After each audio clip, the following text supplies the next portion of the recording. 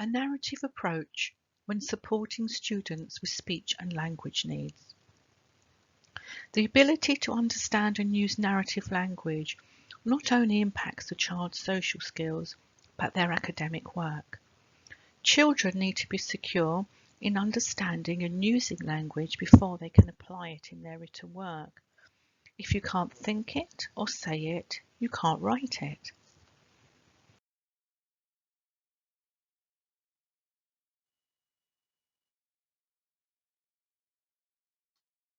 By referring to the language pyramid, we can understand the progressive skill sets required.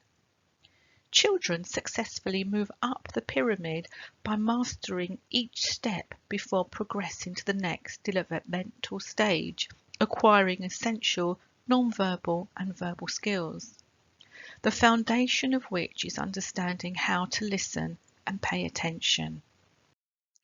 It is also important to be aware of the discrepancies that may occur when children start school at 5, that the experiences and the stimuli of every child will vary based on personal situations.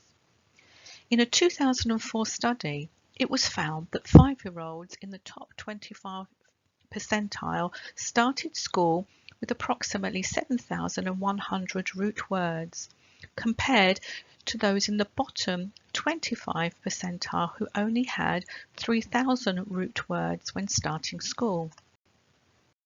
A narrative approach encompasses many aspects and may help to bridge the pre-existing gap once it is recognised.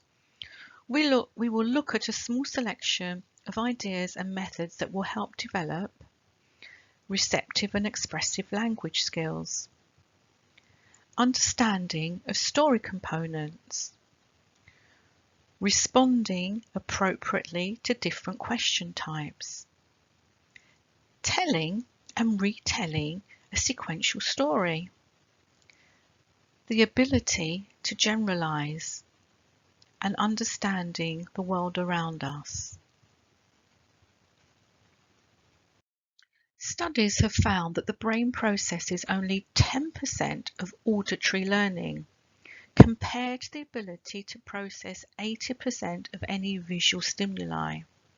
Therefore, the combination of audio and visual information can be a powerful learning tool and one used by the narrative approach.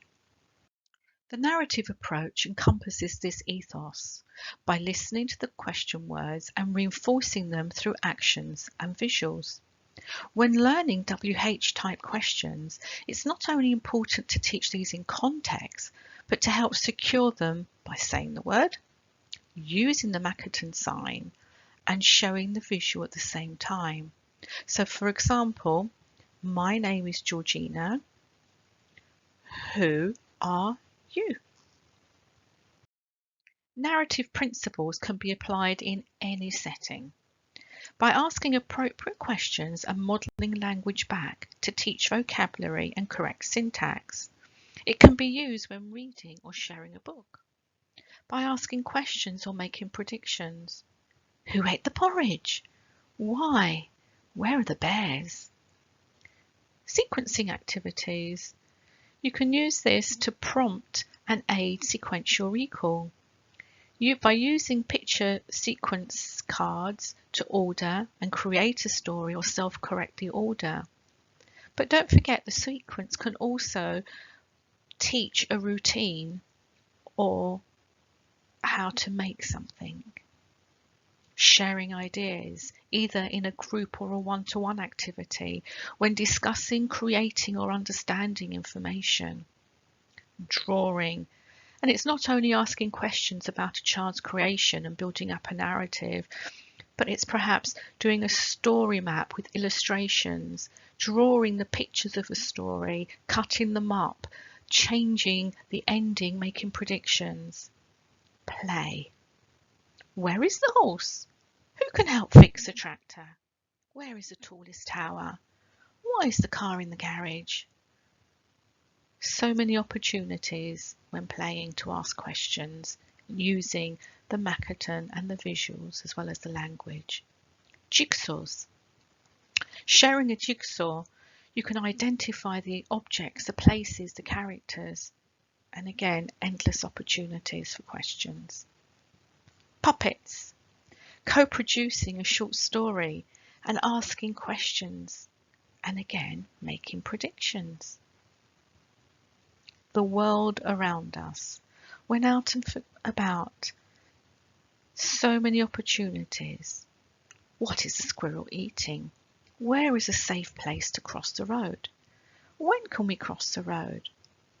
You may not have the visuals to hand, but you can use the Makaton in this instance.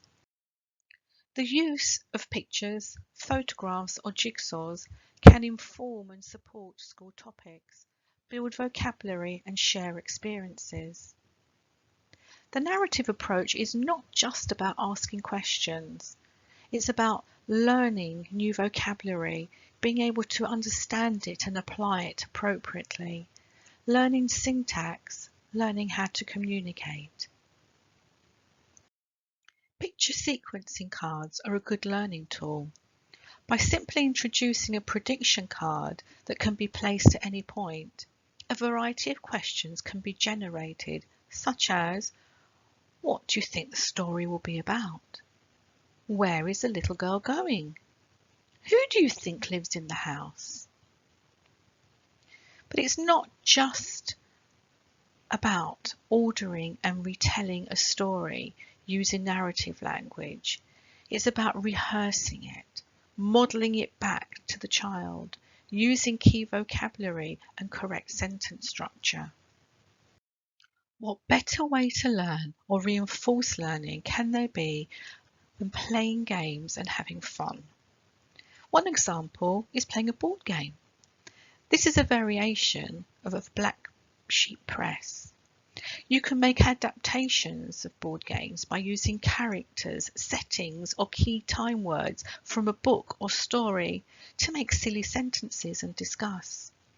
Introducing a simple storytelling mat will aid sequence and organisation, supported by bucket words to help form a simple sentence.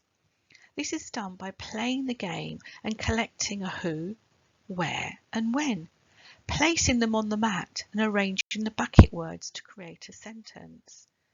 Again, with boundless opportunities of rehearsing and modelling the language. Colourful semantics and black sheep press embrace the narrative approach. The story components are used in a simple storytelling format to encourage longer narratives. Questions then extend this further. Top tip though, it's important not to correct a child or ask them to repeat it when they make a mistake. Simply model it back for them to hear it correctly and produce an opportunity for them to rehearse it back. A quick demonstration for colourful semantics. Revealing one level at a time, introduce a picture or photograph. Ask the child by pointing and using Makaton, who is this?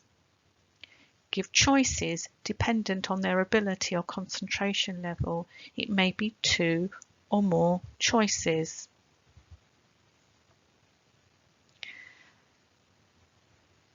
The next level is what doing. Using the same picture and use Makaton, ask, what is the boy doing? Give some choices again. Once the child has made a choice and placed it on the grid, talk through the whole sentence with the child. The boy is reading. We have our subject and verb. We can now ask, what is the boy reading?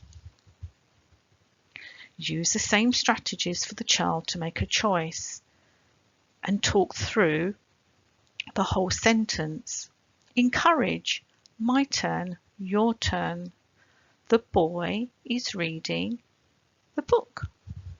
Extend with further elements once the child is secure in these.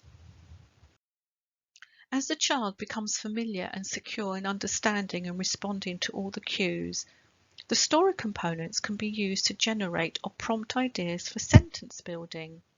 This example of a visual aid can become a tool to help independence for verbal or written work. Let's refer back to the language pyramid.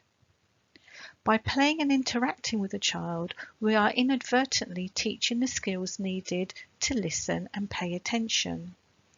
In so doing, we are supporting them to move up the language pyramid tiers and cement the foundation.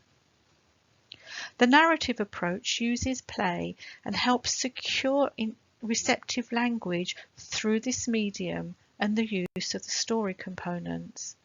This then promotes the next platform, using language and communicating. Thank you for listening to the introduction to a narrative approach when supporting children with speech and language needs. Part 2 will provide game suggestions to play and enjoy with children.